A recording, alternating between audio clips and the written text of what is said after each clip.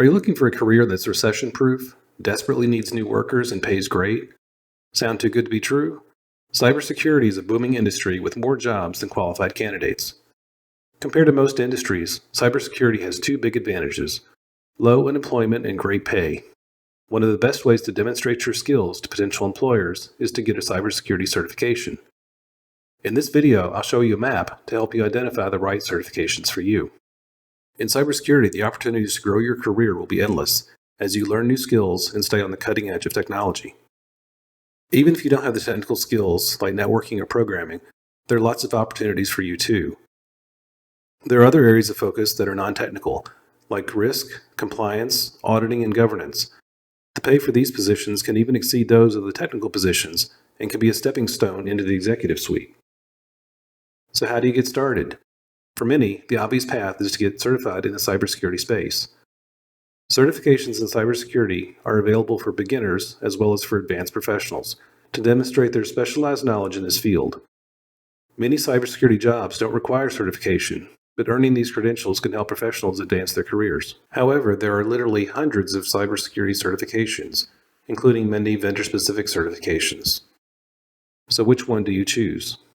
For many, the CISSP, or Certified Information Systems Security Professional, is the gold standard and the one many people go after right away. The CISSP credential requires that you pass the certification exam, sign the exam agreement, agree to the ISC² Code of Ethics, answer background qualification questions, and get an endorsement from an ISC² certified professional. The test is difficult, expensive, and covers a lot of topics that many beginners don't know anything about. For someone just starting out, there is a better way. Whether you're an absolute beginner, have intermediate skills, or an expert in cybersecurity, there's a roadmap that can show you where to focus your efforts and how to spend your time wisely, getting a certification that will make the most difference in your area of focus. So what are some of the areas of cybersecurity you might want to focus on? If you're coming from a technical role, such as an administrator for Windows, Linux, or networking, you should probably focus on communications and network security. This area covers securing communication channels and networks. Topics of particular focus include wireless networks, IP networking, cloud computing, and cloud security. If you plan on becoming a hacker, a white hat, right? This area would be great for you to focus on. If you have a programming background, software security would be a great area to focus on. That's the primary focus of this channel, Begin Secure. The software security domain is all about risk analysis, vulnerability identification, and auditing of source code. Additional topics include secure software design, maturity models, development methodologies, open source and third-party development security practices. Next up is security architecture and engineering. In this technical field, you'll find things like plans, designs, and principles for security engineering. Cloud systems, cryptography, system infiltrations, and virtualized systems are also covered in this domain.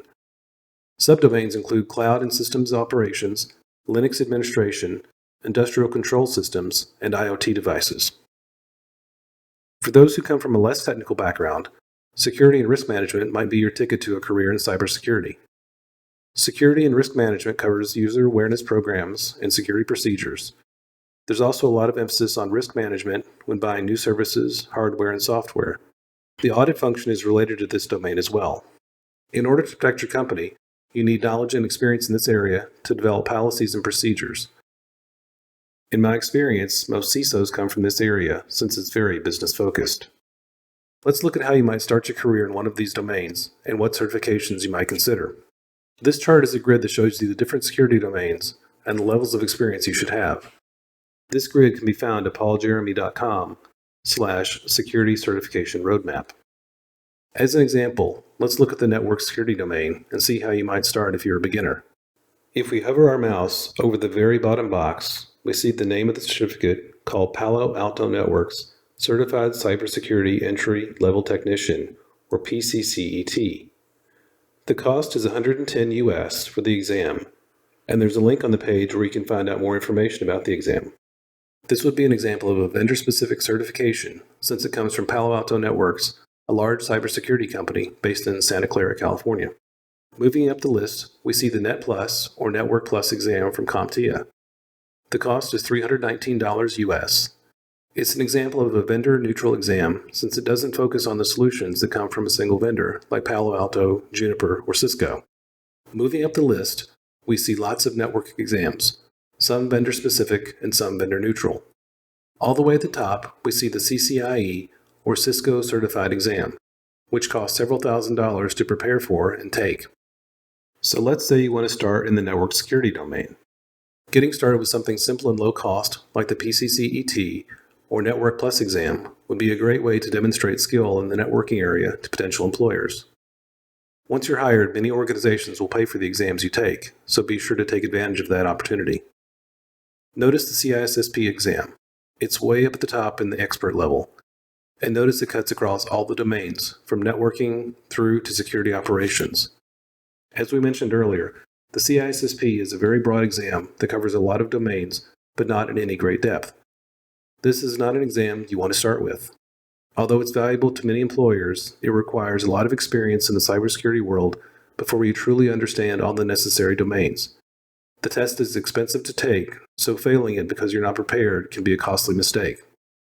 Get some experience in a few domains, and then work on your CISSP when you're ready. So what certifications are you interested in getting? Leave a comment below the video to let us know. Thanks for watching, and remember to always begin secure.